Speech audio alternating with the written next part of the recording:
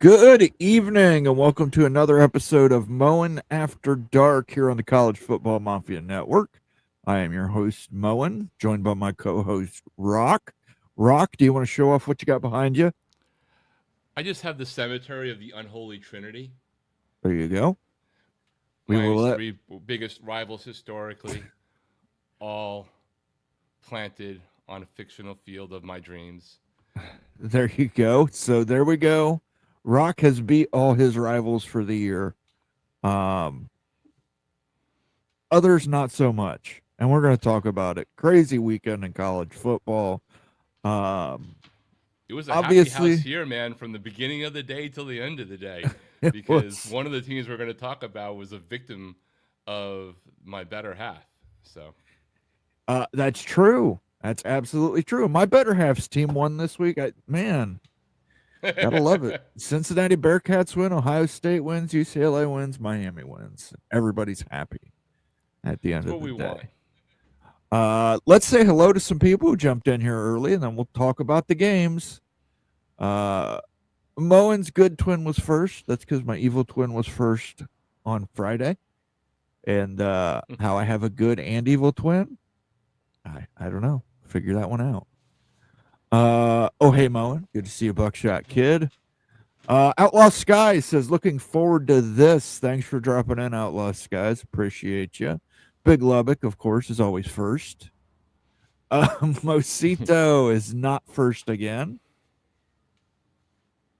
When does Ohio State and Texas Tech play? They would have to meet in the playoffs. We don't have them scheduled. We've got Texas next year, and then we've got Georgia for 2 years, and then Alabama for 2 years after that.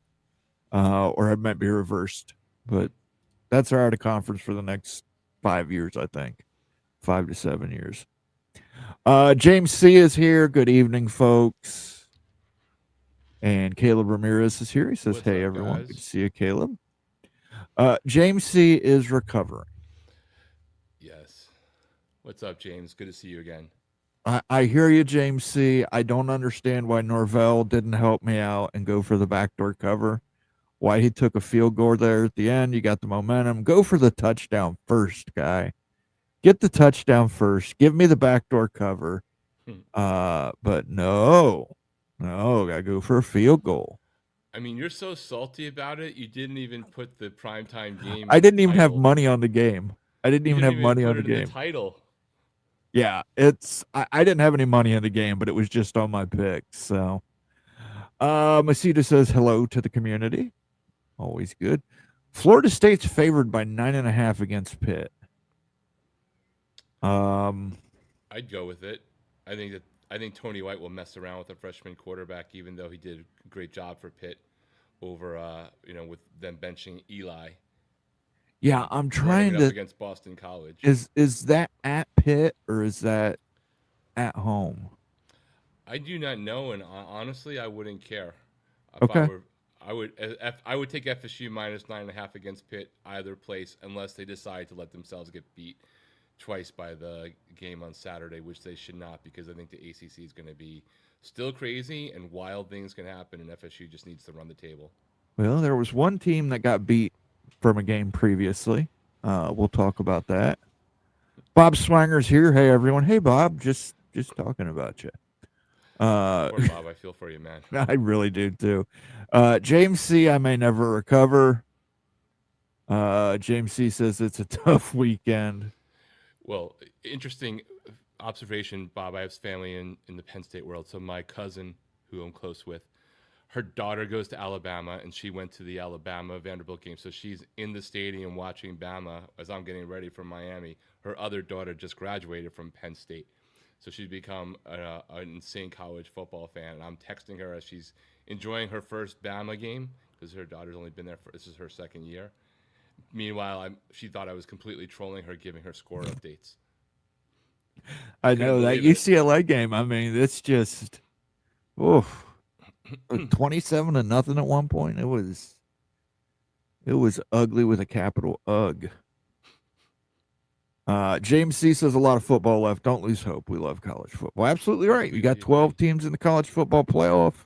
Gygax did a short video this past week 2007 all over again, baby. Nothing but chaos.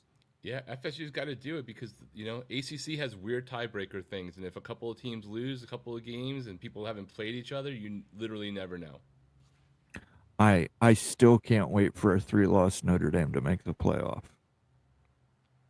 USC are our only hope. Matt Schnuck, hope I pronounced that right, Matt, says it's almost safe to say Penn State, Florida State, and Texas will not be in the playoff. Well, not That's so two out of, fast, my friend. yeah, You I could would say still two out of make the three. playoff. 2 out of 3 of those I feel better about saying that on, but 2025 college football is chaos. It's like the Big 12 2024, and just put it to all the power conferences. Absolutely. And let's put it this way. We can say Penn State's out of it. Remember, last year Ohio State lost 2 Big Ten conference games. National champions. Florida State's problem is Castellanos has to stay healthy, and I just don't.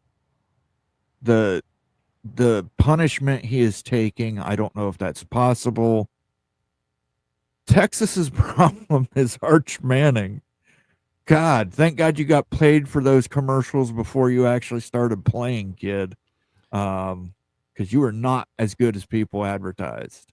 Well, Moen, I think clearly Arch is a problem, but I watched that game too, and I've watched the last couple. He is definitely a problem, but he's not the only problem on their offense. Their offense You're right. is a You're right. problem, and he is a problem as part of the offense, but it's not 100% overlap of those two things. Yeah, but come on. This kid was Paul. He made DJ Lagway seem serviceable. Yes, Paul was already saying he was going to be a Heisman Trophy winner before the season started, and he's not even in the top 25. Yeah, I mean, Paul, I know he might be running for something, but I don't know if he realizes that you don't get an automatic qualifier to either the Senate or to the Heisman just because it means more. You still actually have to get the votes. Sean says, hi, guys. Good to see you, Sean. Thanks for joining in. Devil Frog, TCU man, says, Cincy had a bowling ball at running back. Yeah, Cincinnati got up early, and they did not take their foot off the gas as much as, say, Miami did, but or UCLA did. But big win for the Bearcats. Bearcats are surprising a lot of people. Could be a contender in the Big 12. Maybe they're the Arizona State of 2025. Could be. Illini Ted says it's Illy Buck week. That's right, guys. For those who didn't know, Illinois, Ohio State goes to Illinois this week. We play for the Illy Buck Trophy. It is a giant wooden tortoise. And it used to be a live tortoise. So we've upgraded because, but yeah, to me, it's a rivalry. I know a lot of people don't consider Illinois and Ohio State rivals, but whatever. Michigan doesn't have 28 or 29 scheduled yet. We could fit TT, give Ward a call. Yeah, knock yourselves out. I am all for that. Go ahead and bring Texas Tech on. Big Ten football. Illini Ted says IL, or Coy says Illini Ted ILL. Illini Ted replies INI. I was thinking, guys, we've got to get this going again, but let's get that fucking otter on the sidelines at Illinois. It's about time. Indiana brought back the bison. We can do this, people. We can get that otter on the sideline at Illinois. Do the otter. I'm trying to think of a catchy hashtag, and we're going to try and get this trending. So come up with some otter-related hashtags. Leave them in the comment section. Best one we'll use.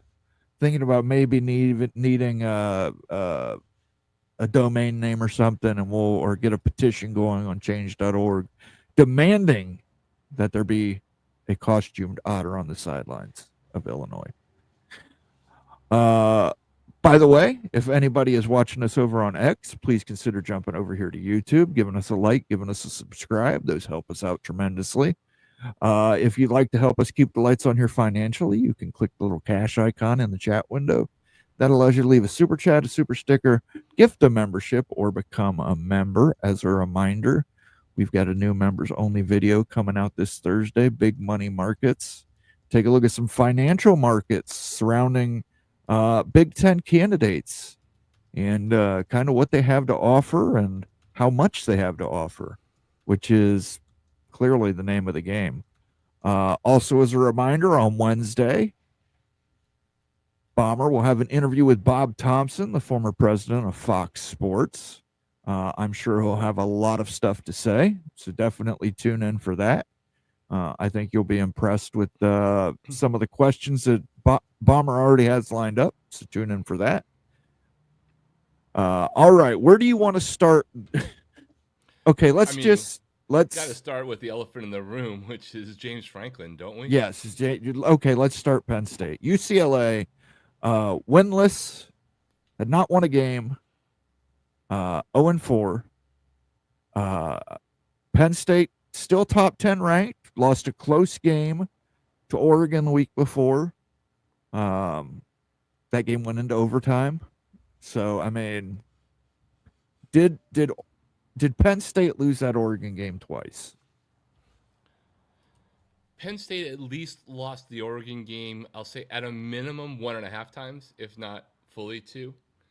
The thing that I don't know, is give me 4 more weeks to find out whether or not UCLA's problem, besides necessarily, being undermanned overall in the first 4 weeks, is potentially just having terrible coaches everywhere in decision and game calling things. Because I want to give Jerry Neuheisel credit for coming in as the offensive coordinator a couple of days before, even though he was on staff, but he was not the play caller, changing the scheme around and throwing off at some point one of the best defensive coordinators in college football, as you know very well, as your former DC, now over at Penn State. And maybe their talent gap wasn't as bad as what we saw in the first 4 weeks, because I would have expected Penn State to then adjust to whatever UCLA was doing. So somewhere between 1.5 times to losing 2 games because of the Oregon game is there. I'm just going to wait a minute to see whether or not everybody goes, if the reality is that UCLA goes from being the team that nobody thought would win a game or not win a Big Ten game to, they're not a good team, but do they win 3 or 4 games, in which case it's like somewhere in between. Yeah, a lot of people are giving James Franklin grief, and deservedly so. We went over the stats last weekend. His inability to win the big game. But how much money did they pay Jim Knowles to give up 27 points to UCLA, who has been abysmal? Point, maybe. Yeah, they've been abysmal. And another thing I want to point out in this game, Tim Skipper is the interim head coach. I know I keep seeing the new Heisel kid Right. being, and obviously because he's a long-haired hippie, and, it's great to watch him flip his hair and all that stuff and watch his dad pound the desk and scream yes. But I just think Tim Skipper's been overlooked. He is the actual head coach at UCLA, not the new Heisel boy. And he's the one who, give credit to the UCLA athletic director had a flag flown, a sign flown over the Rose Bowl. So people say that UCLA doesn't care.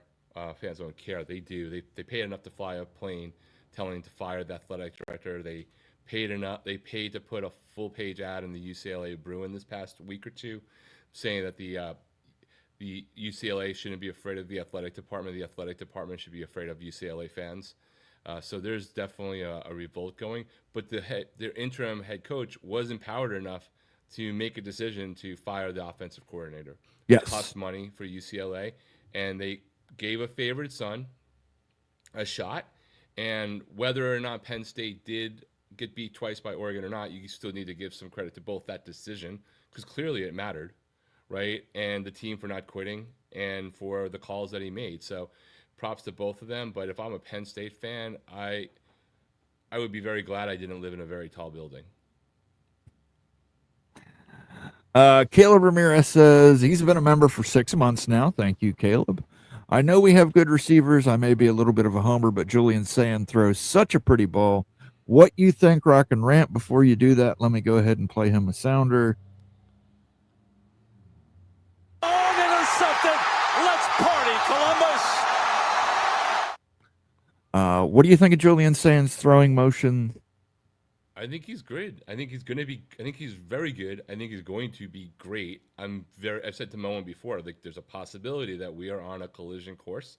There's so much football left to be played. There's so many different things, seeding and things that could prevent that, depending upon how things go. A long season left to go, but he's very good, on his way to great, and I'm interested in seeing what he does against an actual verified, not preseason hype, good team, just to have that confirmation set in to see what it is. And granted, Texas problems are not really about their defense, so but that was not exactly a high-scoring game, tough game on the defensive side. I do want to see Ohio State play, and credit to Ohio State for scheduling Texas, so it's not a shot, but we all know what Texas really is now. I'd like to see Ohio State playing against a more balanced team in the coming weeks, which, by the way, there might not necessarily be one in the Big Ten that is on the tier that Ohio State is, other than maybe Oregon. Well, they don't play Oregon. Right, so that would be during the season. You still have a chance to get into the championship game to do that. It's still right. I'd say their two strongest opponents outside of the Michigan game. They play Illinois this week. They do have to travel to Champaign. I know a lot of people are counting Illinois out. They bounced back big after the loss to Indiana. I think if Ohio State's not careful, Luke Altmaier should definitely be in consideration for the Heisman Trophy. I think he's done a fantastic job as quarterback there. They had that one game, which, sometimes great teams have games like that. Ohio State had a game like that against Purdue one year. It happens. So I'm not counting out Illinois. I'm not looking past Illinois. We got to make sure we keep the Illabuck Trophy. And then you got Penn State. And you say, well, Penn State's lost too. They lost to UCLA, et cetera, et cetera, et cetera. They've got to go to Ohio State. They have no chance. I disagree. I think the worst thing you can do is corner a wounded animal. And right now, Penn State's wounded. And I know a lot of the boosters, I know two boosters personally told me Wallet is closed. Wallet is closed. They're not happy.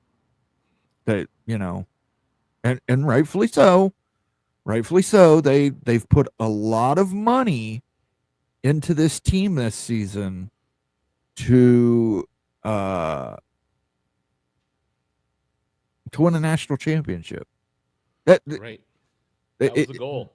They are using the same blueprint that Ohio State used last year. Try and keep as many good guys as you can, fill up in the portal, and do. MBM has a suggestion: Signetti to Happy Valley. Oh, I don't know, brother. I don't know if I could take that. We go from Happy Valley to Unhappy Ditch. What is his profile picture? Is that a chicken? Can't tell. You have to tell me what's in your profile picture. It looks like a chicken to me.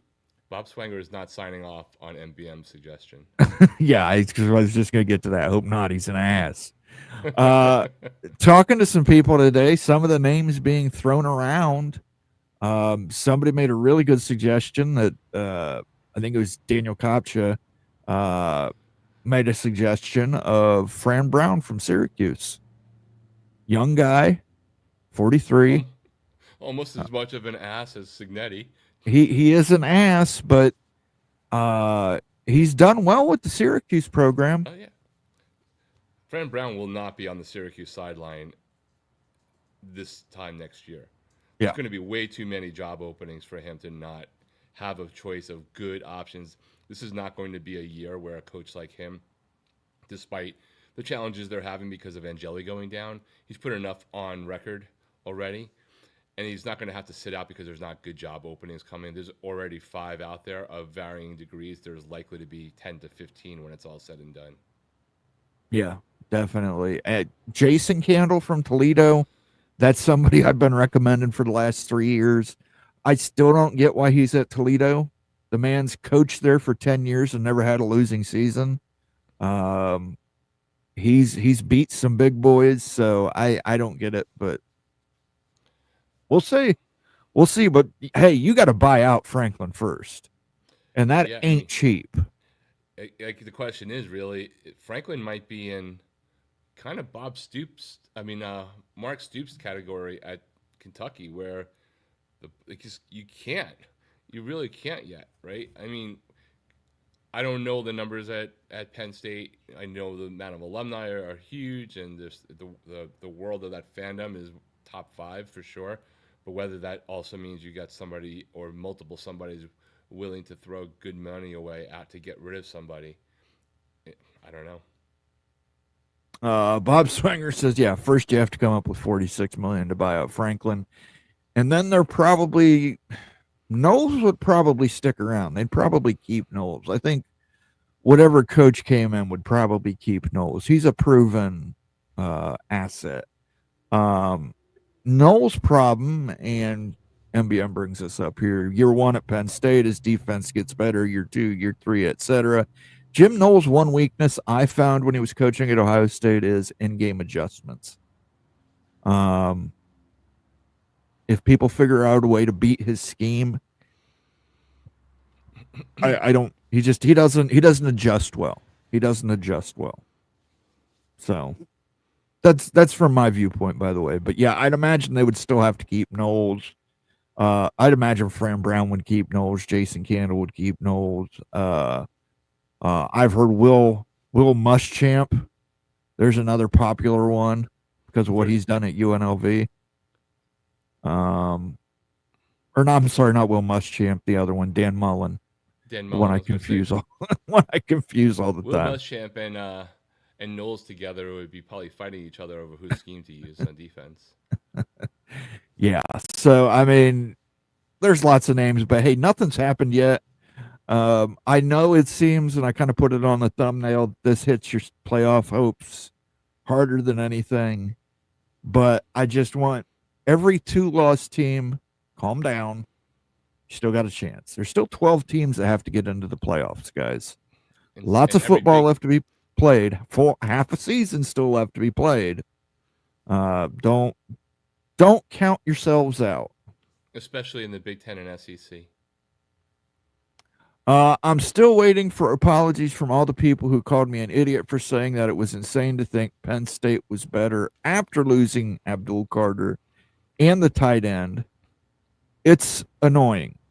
I don't know anybody. I've never called anybody an idiot in the chat as far as I remember. Oh, I did. No, I take that back. I did call the guy who thought that Virginia and North Carolina fought on the Union side in the Civil War. There was one other one, and we might have even gone further. And Jason, I get your point. I understand where you're coming from, but I will give you a counterpoint that I actually think makes sense. I was called blinded and delusional and a fan saying the following statement. Miami's going to be better this year, even without Cam Ward, the number 1 draft pick overall, and Xavier Restrepo and the receivers, and told that I was high. So which he was high, but I wasn't wrong. But he wasn't wrong. So it doesn't. You're right, but it doesn't mean that everyone was like trying to really. I don't know. I didn't call you an idiot, so I'm not taking responsibility. I have enough of my own screw ups to take ownership of, including my preseason picks of Texas and Clemson. Yes, and to be fair, when people call me an idiot, they're usually right. I usually am being an idiot. Bob Swinger says Mo and I can relax the rest of the year. Yeah, I mean that's one way to look at it. Hey, what are you gonna do? What's the worst that could happen? Bad. I genuinely do. I got a hat around here that says hang in there, it gets worse. So, maybe that's the case, but hey, it could get better. You never know. Franklin could recharge and beat Ohio State at home at Columbus, and who knows? We'll see. Hey Mo, what happens? And I know nothing really happens, but let's say James Franklin and Penn State, because they actually need to, I think, beat Ohio State. Yep. to have a reasonable shot. What happens if that happens? What happens in Ohio State fandom if the team that lost to UCLA, who fired their coach 2 weeks before and changed their offensive coordinator 3 days before that game, comes into the Horseshoe and beats you? I don't think it would be that team. Obviously, that team that lost to UCLA, would not be able to come in Columbus and beat Ohio State. It would be a different team. You know what I mean? Yeah, I, well, I you do and I know think, that on theory, but fandom is different, right? Of like, sure. But I do think, one, Buckeye fans, we've got a national championship. Like, the only game we can't lose this year is the game we can't lose every year, and that's Michigan. Like if they lose a game to Penn State, with Drew Aller, with all the money that's been put into that roster, I don't think fans would be apoplectic or anything. They wouldn't be copacetic. You're right. They wouldn't be copacetic about it, but they wouldn't be, this is the end of the world and all that stuff. It would just, kind of be, it happens. And they would go back and look at it and say, hey, we lost 2 games last year, fired us up for the playoffs. We went in there and won a national championship. So Justin R. wants to know how long until I can count Florida as a quality win. Well, they're an SEC team. Got to be a quality win. Let's talk about that. Okay, we're done bagging on Penn State for the time being. What do we think about Texas's and Arch Manning's performance against the Florida Gators? I mean, I love it because I picked the Gators, and I picked them not only in competitions with our friends, but also online. I just thought that they were 2 inept offenses, 6.5 point spread. I didn't necessarily know that Gators were going to win that game. The defenses are both good. I think people overlooked the Gators defense being as good as they are from the games they have played, including LSU, including Miami in the rain, and just thought that maybe Miami's offense wasn't that good, as opposed to really solid defense from the Gators, terrible weather as well that day. And that defense came to play. Whatever you want to say about Billy Napier, and I enjoy images of him being stuffed in a locker by Mario Cristobal on the recruiting trail. His teams don't quit. They don't quit on him, and they fought. And Arch Manning, I guess when it all comes down to it, has as many, if not more, problems than Florida. Florida got the benefit of one of their key offensive cogs coming back, and that's why I say that the Texas offense just has more problems than just Arch, because we saw what happened with DJ Lagway when Wilson came back. It certainly helped. Where's that person stepping up on the Texas side of the offense as well to help mitigate whatever challenges that Arch is having? So now, I don't think if I'm a Gator fan, I get super excited. And Justin, other than the whole transitive property of the SEC, Miami and USF both, we're going to have the challenges that I don't know that the Gators are going to be able to do that to a team like Texas A&M or against, I believe, Tennessee, who they play. But I do think that USF got the credit right now. Like, you got the neat thing you need in terms of the optics, because USF came back into the AP poll, right? And though that has no bearing on the committee, the optics, if you were, the story is they're there. So if Florida loses next week, you're not going to get dinged out of the poll because people think your victory over Florida is less now. You just got to keep on winning. And, of course, then you have to win the title and all the things you need to as a G6 school to make it. By the way, the number 1 and number 2 preseason teams in the AP poll are now both unranked. They are both unranked. I believe last year, if I'm not mistaken, Moen, that there was definitely 2, but I believe it was 4 of the preseason top 10, let alone top 25. But I believe it was 4 wound up unranked. 2 of them I know for a fact. One was Florida State. The other one was LSU. But I think there was a couple others as well. Number 1 and number 2, though, is pretty damn impressive. And there's at least 3 of the top 10 that are not ranked, right? Because we're alluding to Penn State and Texas, right, who are number 1 and 2. But Clemson was what, 3, 4, 5, 6, depending upon which poll. They were, Right. So those three are all hanging out, wishing they could all play Bill Belichick every week. Yeah, and Clemson has 3 losses now, don't they? They do. They're 2 and 3. They have 2, and they have what? 2 losses inside the ACC. Yeah, that's what I was going to wonder. I was going to say, can they even make it? They have as many losses as Florida State does in the ACC right now. Yeah, I was going to say, those two play each other though. Okay, but Georgia Tech's still undefeated. Georgia Tech's still undefeated in conference. Miami, they don't play each other. Virginia's still undefeated in the ACC. SMU is undefeated in the ACC, and as is Duke. Now, undefeated in the ACC and those things ranges from 1-0, which is what Miami is, to I think 3-0. A lot of games left to be played. Tauntown Hawk says his Jayhawks are back. Okay, and then he says this. Kansas money line at Tech. Hammer that with your grandkids' tuition money. Don't do that. Never hammer with money you don't have. But especially Texas Tech has looked awesome. Of all the Big 12 teams, they are the most consistent Big 12 team. I'm not saying Kansas can't pull up the upset. You know me, I'm a Jayhawk backer. I like the Jayhawks. But that is a huge ask. Especially with all that talent on Texas Tech's team. And I would just say as a reminder to everyone, last week, if we just, multiverse this in, someone would probably have been saying UCLA money line with Penn State coming in. Hammer that with your grandkids' tuition money. And we would all, that would have been that might have been an incident where we would have called somebody an idiot. That might have been if they'd come in and said, take UCLA on the money line and take UCLA to win the first quarter spread, second quarter spread, third quarter spread, and first half spread.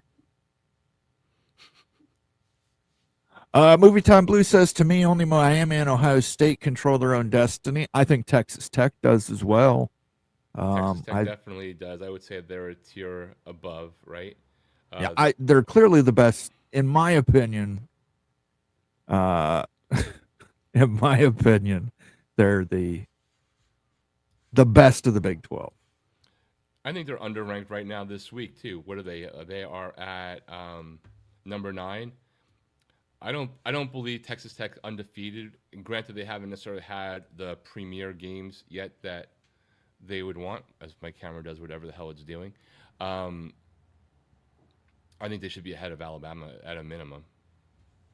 All right, guys, let's keep an eye on Rock because it kind of got dark there, and it is Halloween season, so we'll see if somebody comes. Oh, there it goes. Jump scare. MBM wants us to bag on Texas, please. Yeah, Texas seems to be the school that everybody hates outside of Ohio State. Yeah, I'm not going to hate on Arch, though, because I thought he handled all of the hype pretty well, and it's not, his fault that things are not going the way they want. I certainly question how Texas has handled him and developed him, and I just wonder if Quinn Ewers just is getting any apology notes from last year. I still don't know what that's a picture of.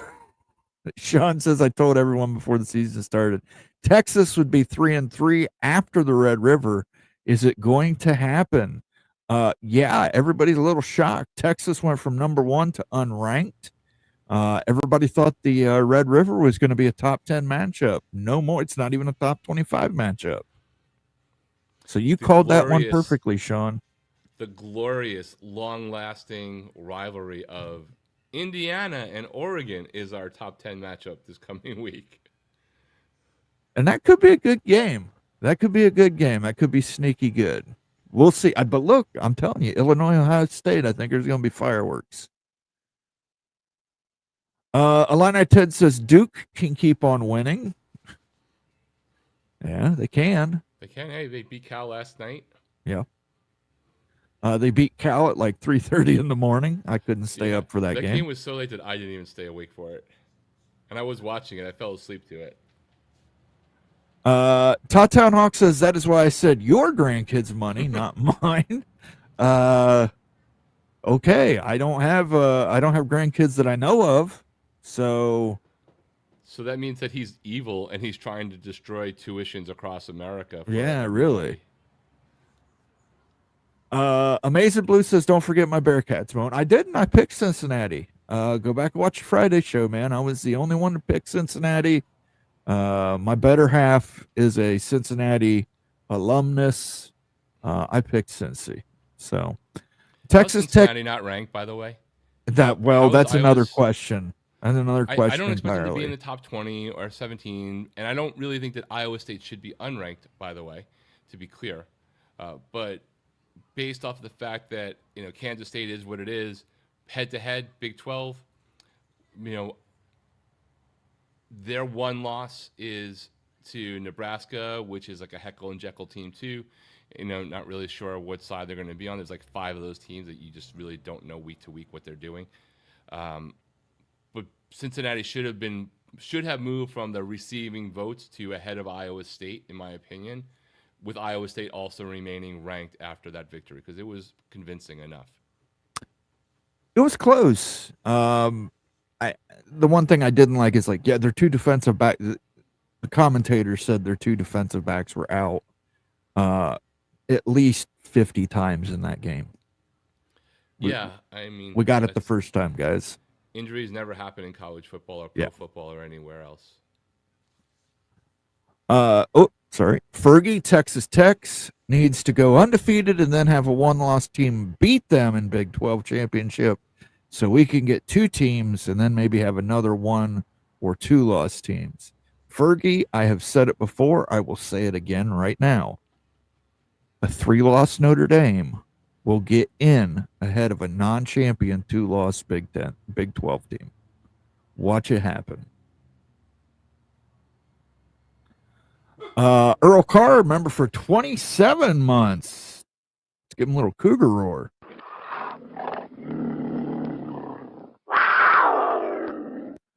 Sup, fellas? How about my Cougars? Well, Earl, since you brought them up, I will discuss your Cougars. I played 2 parlays this weekend, and I had BYU in both of them. And the spread was 18.5. And so on Saturday morning, I didn't watch all the game, but I figured 18.5, West Virginia, as many points as West Virginia's been giving up. Even Aaron Roderick couldn't screw that one up.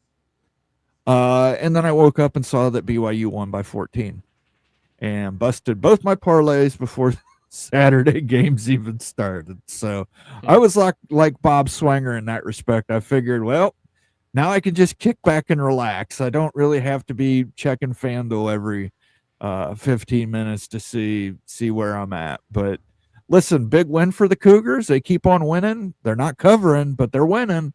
And that's the most important thing in college football is winning. Unless I have money on the game, then it's covering. But congratulations to the Cougars. And thank you for being a member for 27 months. Let's go ahead and give him another Cougar roar.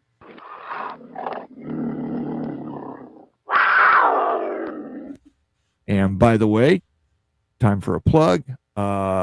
As a member, Earl will get to see this new Mowing Confidential episode that premieres this Thursday. Big money markets, how the money in markets might affect Big Ten expansion. And if you watch Greg's show tonight, you will know that there's some big money people in some big money places. With a loss to Nebraska, nope. Okay, wait, pause, time out there. Okay. LSU is ranked number 11 with a loss to unranked 2 and 3 Clemson, as one example. Virginia is ranked number 19 with a loss to NC State. And NC State's record is 4-2. So, and 1-2 in conference. So, Nebraska is 4-1. Yeah, Whether you think and it's a good 4-1 or not, like you can't. LSU's ranked number 11, and they've lost to somebody who's unranked and 2 and 3 overall. And the only thing that you're weighing on is the logo, right? So head to head should matter too. and by the way, while Nebraska did win that game, Cincinnati was driving, and they were driving, and threw a costly interception, which happens. But they didn't cover, and because they didn't cover, I had to eat a whole plate full of the worst substance that they call chili, Skyline chili. And I heard people say, and I heard the commentator say at the end of the game, they're going to be partying at Skyline tonight. I don't know what kind of party they're having there, but don't invite me. Yeah, and I'm not saying coming. That that Nebraska is a good or bad win. It was basically a non-home game for Cincinnati. They sold their soul to the devil for. It was basically a Nebraska home game. All I'm saying is there are others who are ranked higher with losses to worse teams record-wise through Week 6. Iowa State and Taylor Swift both getting their rings knocked out of them by a Cincinnati football player. Okay, Justin R.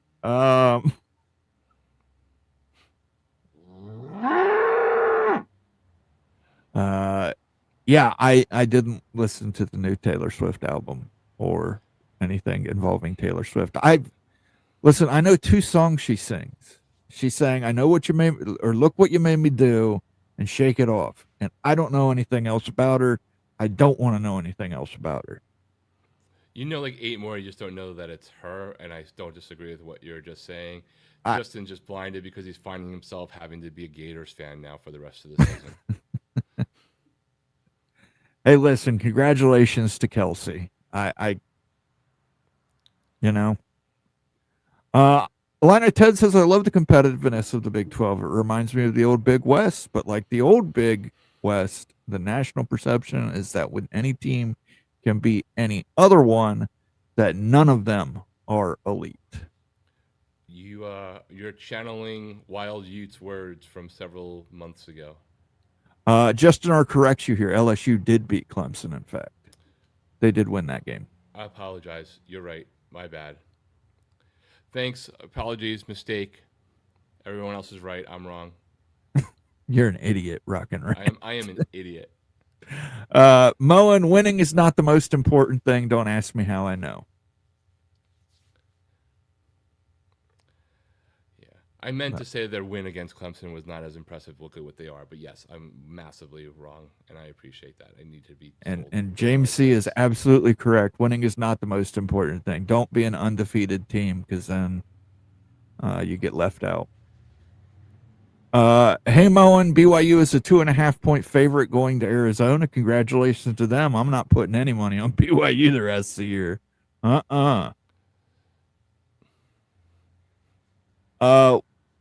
We beat Clemson. Lost to Ole Miss, yeah. Lost I just to threw them off. Okay. I've just been thinking about how that victory against Clemson doesn't mean much, and I just flipped the script on that way. So completely wrong. Lost to Ole Miss, who is now 4. LSU lost to Ole Miss, not Clemson. All right, Moen, you don't have to put every single one up on the screen. We've acknowledged the error of our ways. What's the latest report, by the way, the LSU guys on Garrett Nussmeier as we head into the next week's games? Friends call me Sean wants to publicly congratulate you, Rock and Rant. I paced the floor like no other just to make sure we won. I take all credit for it, except for the part when Mario again chilled out a little bit too much in the fourth quarter. Okay, well, let's talk about the next game up. Alabama Vanderbilt. This was the revenge game for Kalen DeBoer in Alabama, and I have to say, congratulations to Alabama and thank you to Kalen DeBoer. He very easily could have just taken some knees and taken some time off the clock and not hit the cover. He chose not to do that. He chose to put more points on Vanderbilt. He chose to be petty. And we appreciate pettiness around here, Kalen. So thank you very much. I will publicly thank Kalen DeBoer twice as well, because he has helped me hit 2 things the last 2 weeks in a row with the Georgia call as well. So roll Tide. Roll Tide. Yeah. We'll isolate that as a sounder for when Alabama beats one of our teams. Skaven yes says hello, gentlemen. Good to see you. Dave's here. Miami is almost as good as most of their fans think they always are. Okay. Cool. Hi, guys. Chased out of the field by rain. Congrats to both your teams, although beating the Gophers is not a monumental feat. And to be honest, I talked to Greg this morning. He wasn't feeling well, but he said that he thought Ryan Day may have had enough respect for PJ Fleck to let up on him. And I think that probably was the case. That Greg, probably could have been a really bad game for the Gophers. Yeah, there was 2 games that were like that. That one, and I think that our friend Dabo was showing like Christian mercy to North Carolina. That's true too, from what I watched of that game, because I have it on. I got 8 games going at a time, so it's hard for me to watch them all. But from what I saw of that game in the fourth quarter, he did take his foot off of his net. I mean, he took his foot off the brakes and like sent his foot for a massage at halftime, because it was 35-3, and it only wound up being 38-3 or whatever the final score was.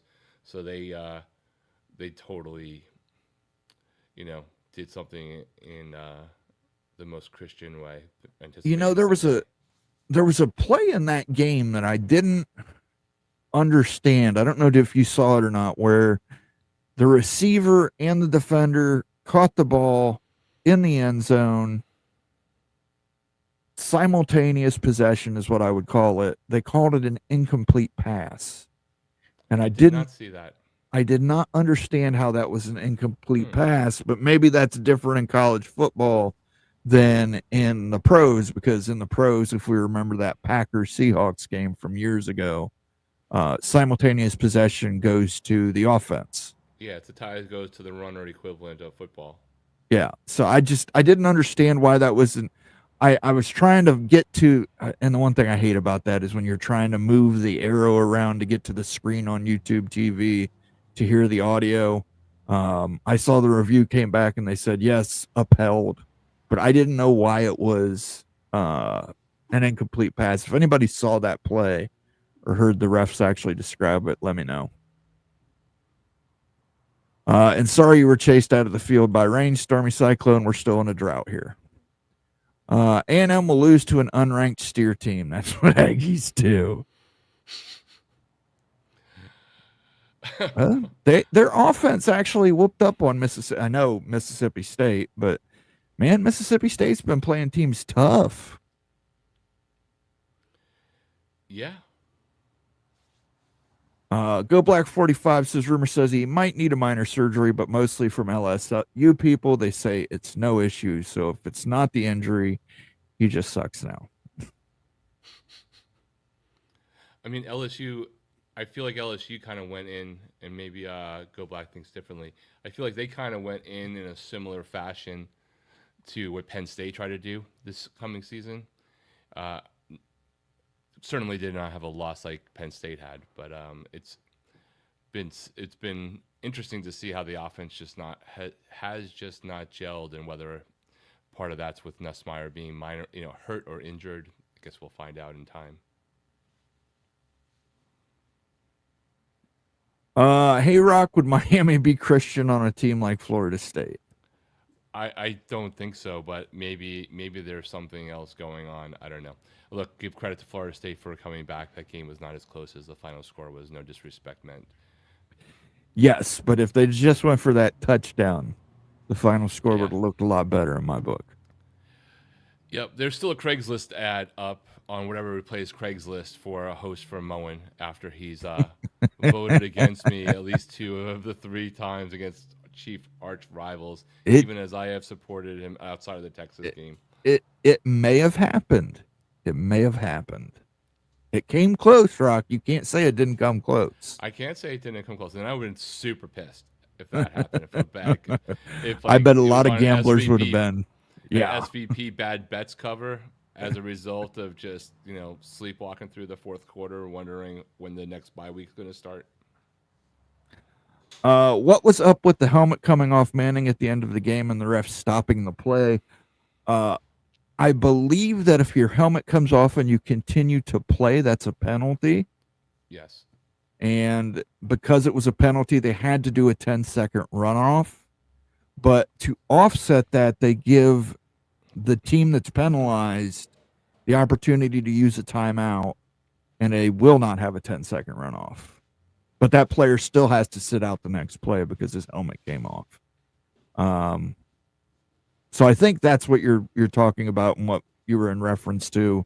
They were probably checking to see if Texas wanted to take the timeout. I don't remember if they do or not. I think the next play after that, when Manning came back in, he threw an interception. So maybe he should have just stayed on the sidelines. The pro I have with BK is the problem I have is the poor O-line portal shopping. He used to out O-line guys in the NFL when he was at Notre Dame. The problem, he clarifies. This is something I've actually talked about and looked into. The SEC in general used to out O-line everybody. If you were going to get a great O-lineman, it was from... Now, there were select schools in the Big Ten, like Wisconsin, Iowa, Nebraska. Then you'd have schools like Miami, Florida State. But the SEC used to just be O-line conference. I mean, they could just hoard O-linemen. I think with NIL coming in, that's not the case anymore. I don't think you can hoard an O-line the way you used to. So I think there's a lot more development and, like he says, portal shopping that has to go on.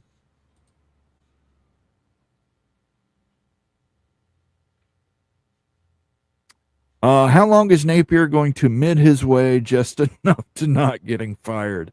This one definitely bought him a few weeks. Well, he's got Texas A&M Saturday, and then he's got Mississippi State. Now, if he loses to Mississippi, he's got Georgia. If he loses to Mississippi State, that might be the end of it. And yeah, I would think. I think too. Yeah, I think that would be because of how and it's not because I think Mississippi State's a bad team. Because I mean, listen, they've played teams tough. They should have beat Tennessee. But I think it's because of the historical perception of Mississippi State. That if Mississippi State came into the swamp and beat Florida, the boosters would have enough and just say, pay the man and just go away. Go away so we can hire Urban Meyer. Or at least try to.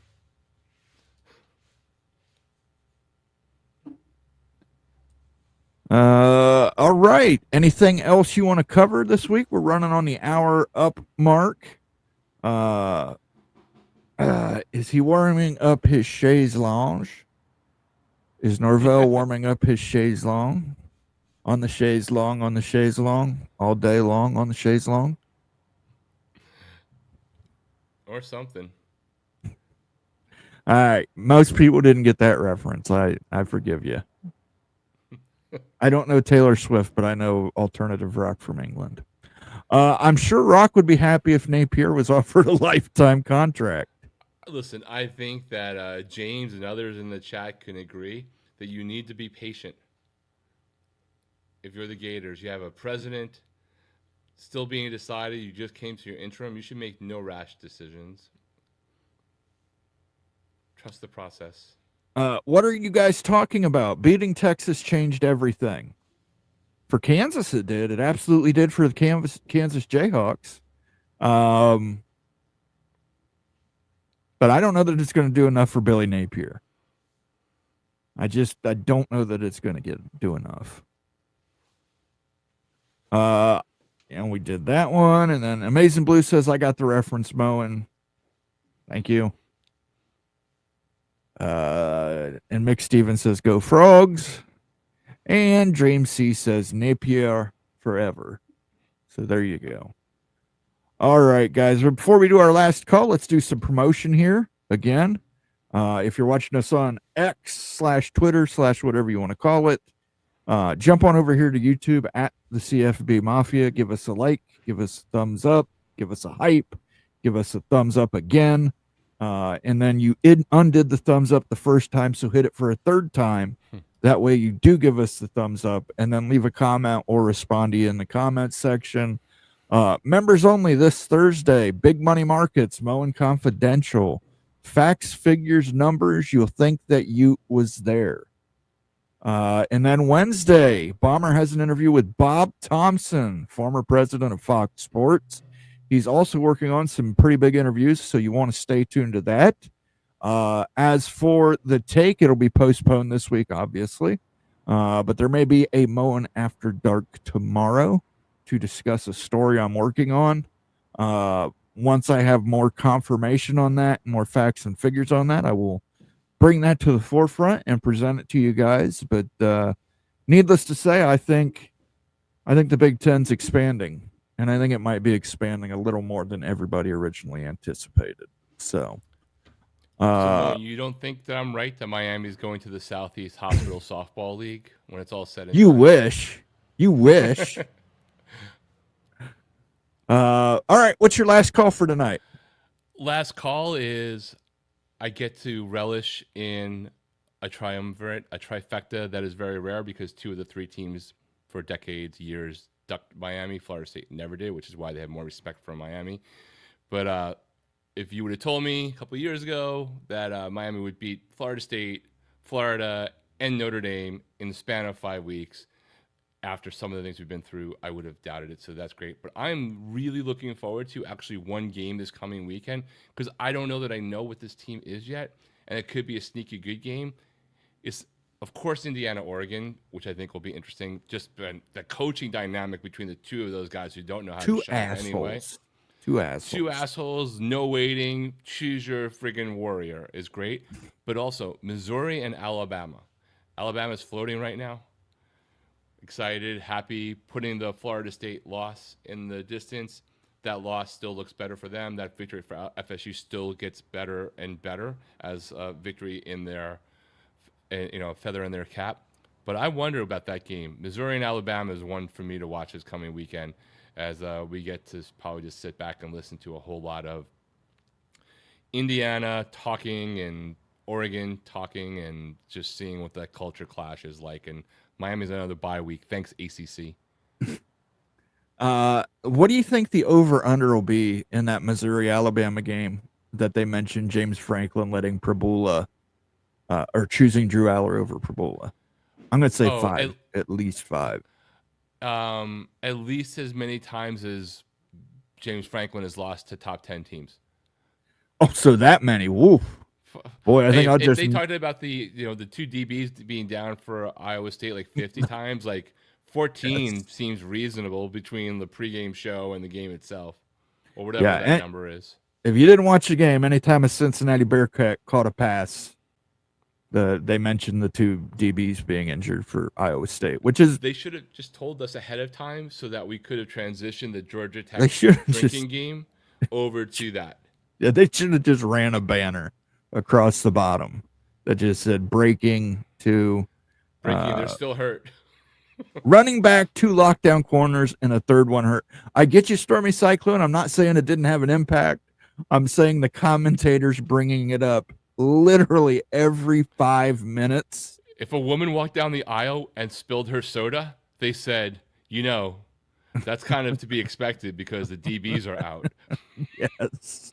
It was just the commentators were bad in it, but not diminishing the impact on the game. Not diminishing the impact. I'm just saying it's a little ridiculous with the commentators, talking like that. My last call is Gus Johnson at Fox Sports. I've grown tired of him. He's made me weary. I don't watch the Fox pregame anymore. I don't watch the ESPN pregame anymore. But I did happen to catch a little bit of the Fox one. And Gus Johnson, I mean, my God, why don't you just get the guy's cock out and suck it at this point, Gus?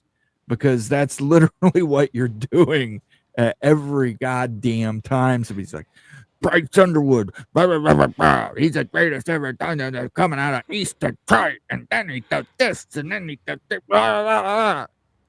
I mean, come on, Gus. And it's not just Michigan, and he does it to Michigan. He's a Michigan fan. I found that out. He's a Michigan fan. So part of the reason he does that is, but he does that for everybody he play called for. It's literally, I get it. They're a great player, Gus. Take it down a notch. Take it down a notch. So, keep an eye on the Twitter account for @the CFB Mafia. If we're doing if I'm doing a Moan After Dark tomorrow on the story I'm working on with private equity in the Big Ten, you will see that posted there. Otherwise, I will see you guys on Thursday. Well, for members, see you Thursday for that Moan Confidential video. Otherwise, I'll see you on Friday for the Big Freaking Friday show. It'll be Nate, myself, and to be determined. Make sure that you wish the Wild Ute a happy birthday. Indeed. On Twitter. He turns the big 4-0 this weekend, so want to make sure that you give that to him. And in case, you did not hear the new sounder that we have, this is for Nate. Let me do the Ute one. Ute deep remix. But I can go as deep as you want to. But I can go as deep as you want to. But I can go as deep as you want to. As deep as you want to. As deep as you want to. As deep as you want to. And here's the new one for Nate. Now this is one that Nate loves. You saying you can't control your bitch here? Pimpin' ain't easy. Oh, sleazy. Pimpin' ain't easy. Pimpin' ain't easy. Pimpin' ain't easy. So there you go. There you go. There is Nate. Nate, the proud member of the LDS Church, proclaiming that pimpin' ain't easy. If anybody wants to send that to their bishop or his deacon, feel free. We got to make a version of him as instead of Dr. Detroit, Dr. Salt Lake. Yeah. Willie Dynamite. What would he be? He'd be, well, he is Nate Bomber. So what are you saying? Tempest turns 42 on the 18th. Preemptive. Happy birthday to you, Tempest, sir. Sorry your Florida State team did not win or cover this week, but that's the way cookie crumbles sometimes. For myself, for Rock and Ran, I want to say thank you to everybody who joined us tonight on Moan After Dark. We will see you guys next Sunday. As always, stay chill, stay peace, stay high if you can.